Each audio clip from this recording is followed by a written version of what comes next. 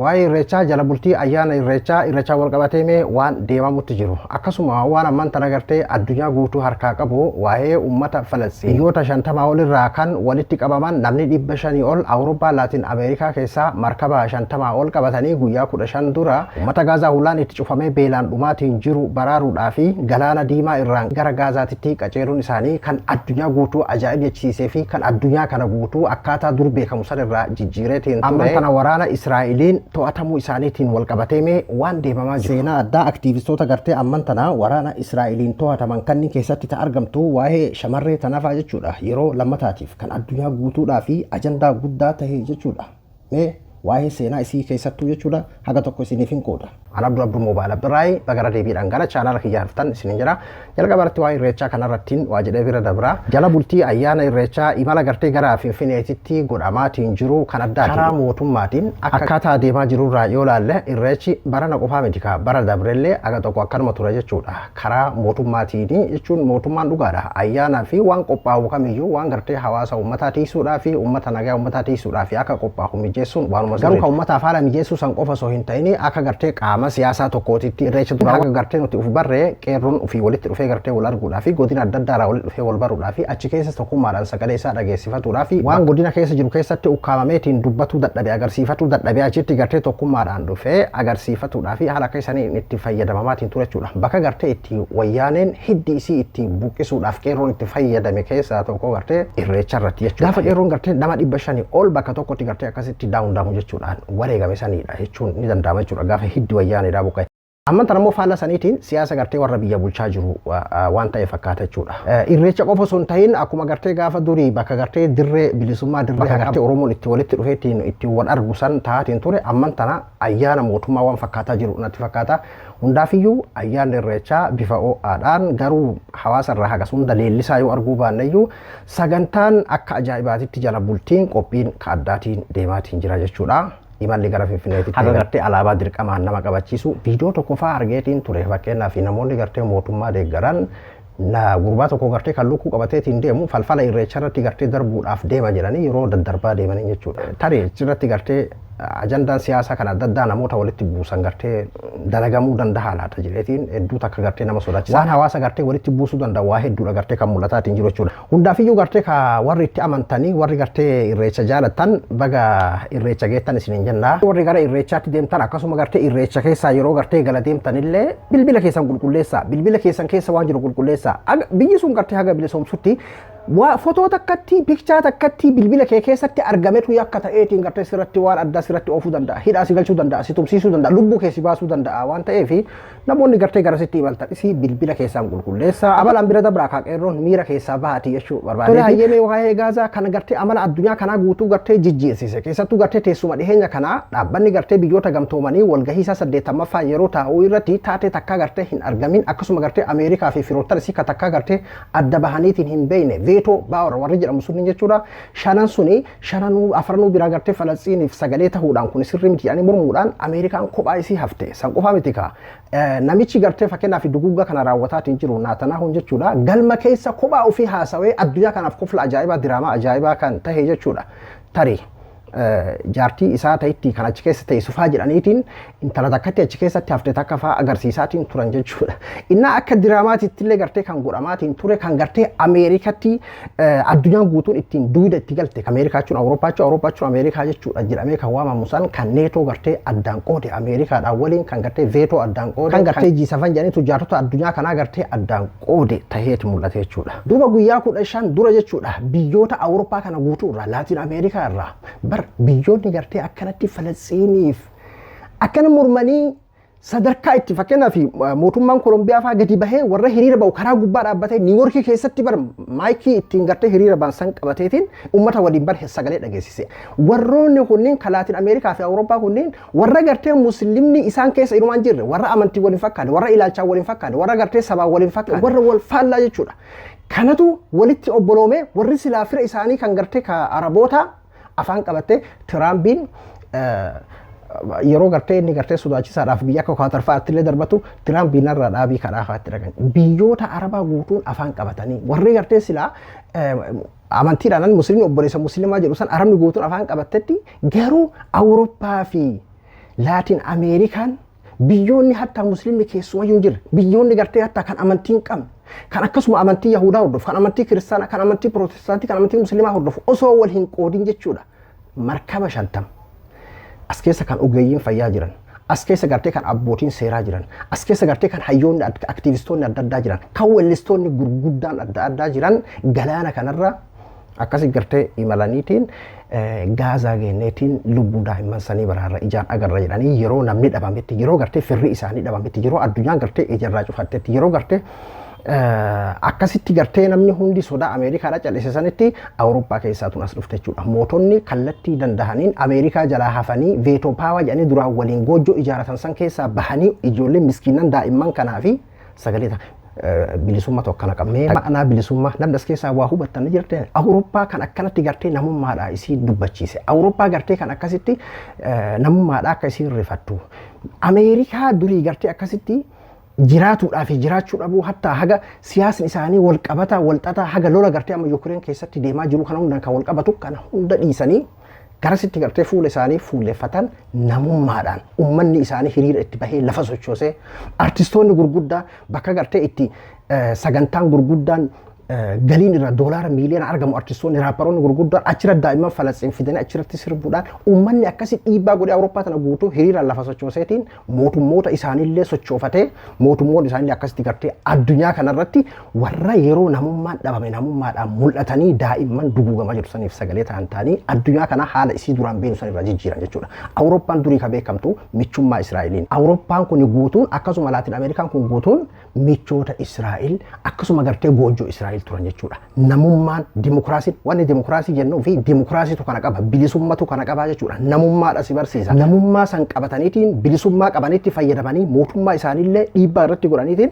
akkasitti gartee addunyaa kanarra kan biyyoota Arabaa kan akkana afaan lugaame beeke kan gartee fakkeenyaaf amma Gaazaadhaa birmatuu barbaadu hedduu jira biyyoota Arabaa kana keessallee jechuudha. Yeroo biyya Arabaa jennu garuu hin hayyamuuf seerri isaa nugusoota diktaataroota akkuma gartee ka biyya keenyaa kana jechuudha. Innaa aarsaa akkana kana kafalchiisee musliimallee maqaa balleessa jechuudha. Osoo bilisummaan jiraatee antana biyya Arabaa caala Masri caala Saa'ud Arabiyaa caala Yuunaayitid Arab Emireetii caala gartee kan Gaazaa birmatu hin jiru ture jechuudha. Uummanni jibbaa isaanii hin qabu. Garuu sirnatu afaan lugaame. Biyya nugusaan bultu keessatti ani biyya sabbal'oo san keessatti ani lubbumaan haa jiraadhu jettee mootummaa sanii sujuudda mootummaa san faarfattaa jechuudha. Biyya bilisummaadhaan dimokiraasiidhaan bultu kan akka gartee Awurooppaa fi Ameerikaa keessatti faayidaadhaaf nama faarsu yookiin jiraatuudhaaf nama faarsu osoo hin tahin akkasiin namummaadhaaf dhaabatta bakka san bira dabartee jirta gaara san gubbaa jirta bakka namummaa san keessa jirta daa'imuma dhungadhu sanaa miti jettee laalti dubartoonni jechuudha. Daa'imuma akka dhungadhu sanaa miti achi gubataa jirtu san laalti jechuudha. Jaartiin akka jaaladhu sanaa kun fakkeenyaaf dubartiillee yoo taate haadha akka irra dhaladhee sanaa san beekanii jiru san qofaanii bakka namummaan keessa wanti ajaa'ibsiisu aktiivistootaa fi gartee hayyoota adda addaa kan gartee warra amma 500 kana keessatti qabaman kan gartee biyyoota gara 50 irraa walitti qabaman nama markaba kanaan deemaatiin turan keessa warroota keessattuu addunyaa kanarratti ajandaa ta'an kan akka muciyoota nafa isiin dhalattu Siwiidiin ganaa umrii isii daa'imummaa waggaa 14-15 irraa kaastee jijjiirama qilleensa addunyaa kanaa jijjiiramuu qaba sirraahuu qaba ka jedhu qabsoo guddaa godhaatiin turte jechuudha. Kanaan addunyaa guutuu irratti beekamtee haga gartee noobeela badhaafamuudhaaf noobeelaadhaa fi qaadhimamte takka turte jechuudha. Baatii 5 duratti fakkaata duuba muciyoon tuni dhuunfaa isiititti daa'imman Gaazaa san bira dhaqqabuudhaa fi gargaarsa dhuunfaadhaan walitti qabdee galaana diimaa irraan qaxxaamurtee kophaa isiititti gartee Gaazaa daa'imman Gaazaa san bira dhaquudhaaf osoo yaalii gootu waraana Israa'el warra gartee duguugaa raawwataatii hin jiru kanaan qabanii hidhanii biyyisii Siwiidiintiif duuba deebisan jechuudha.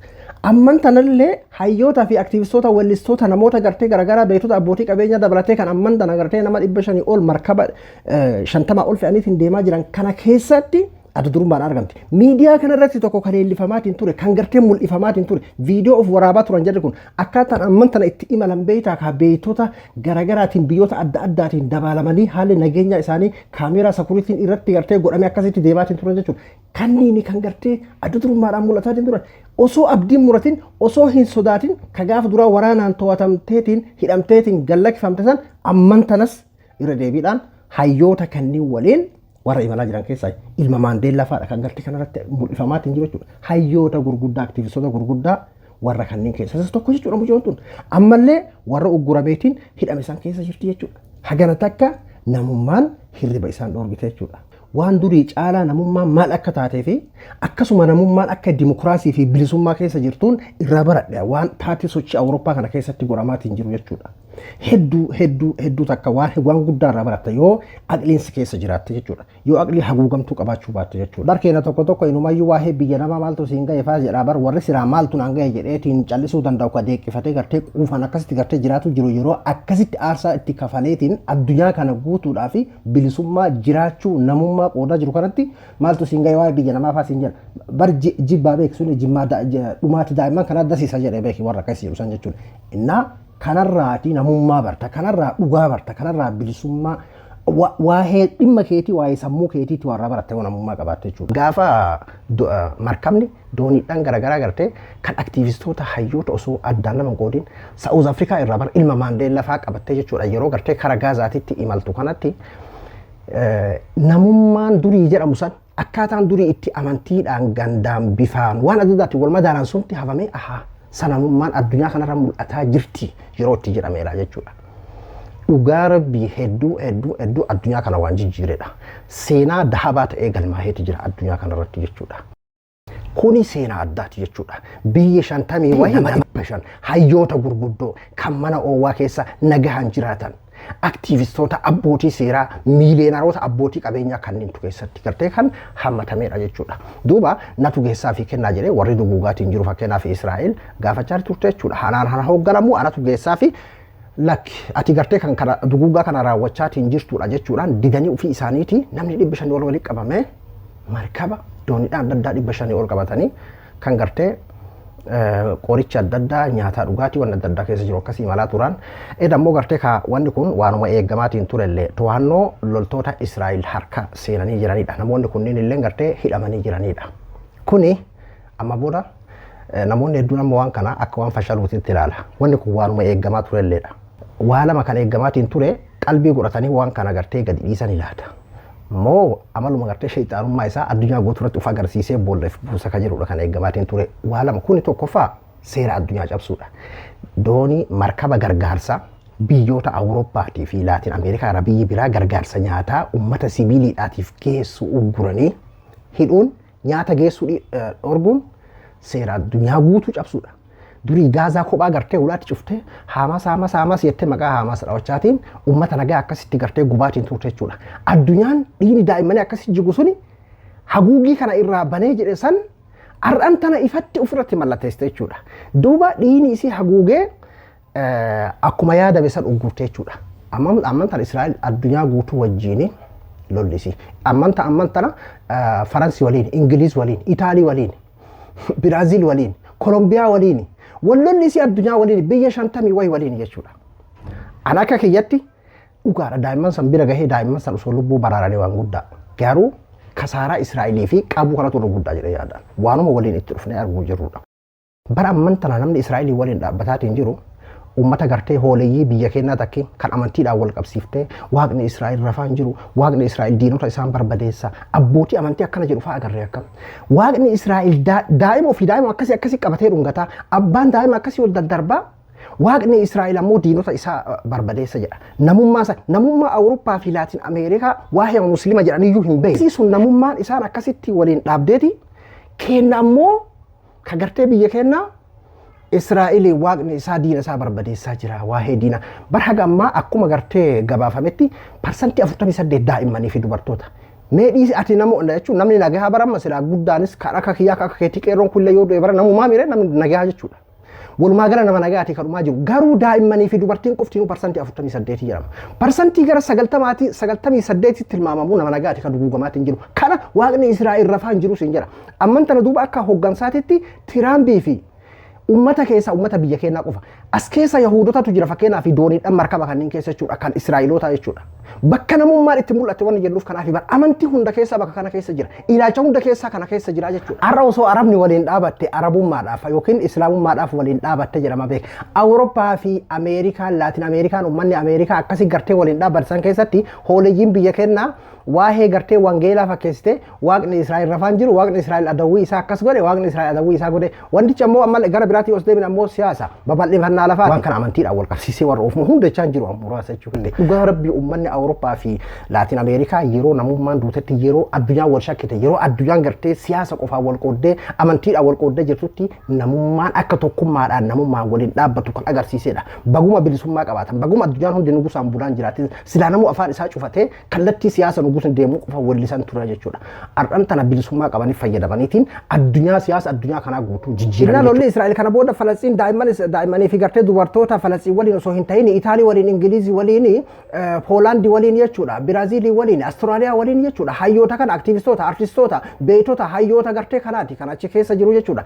Amma addunyaa kana guutuu waliin loltee akka gartee gaafa duraa Kaatariin fa'aa gartee bombii irratti darbiteetti sodaachaa turte san Ingiliz irratti haa darbitu Faransi irratti Itaalii irratti haa darbitu Biraazil irratti haa darbitu jechuudha.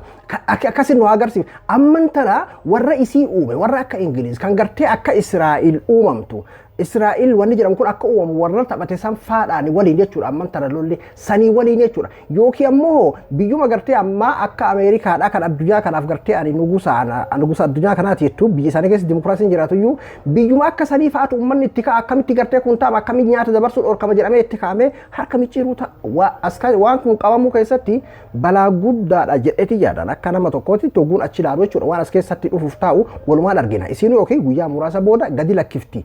Yookiin akkamatti itti fuftee dhuguma gartee wallolli isii biyyoota Awurooppaa kana waliin akka daa'imman Gaazaa san Awurooppaa irratti lolabanti walumaan itti dhufneetiin agarraa jechuudha. Amma iyyuu bar fakkeenyaaf amma ka Kolombiyaadha dippiloomaatota gartee Israa'el ari'ee jira biyya isaa keessa jechuudha. Hundaaf waan itti aanu walumaan ilaalla. Ani Abduu Moobaalaa Biraayi hanqophii biraatii walitti deebinutti nagaan naa tura.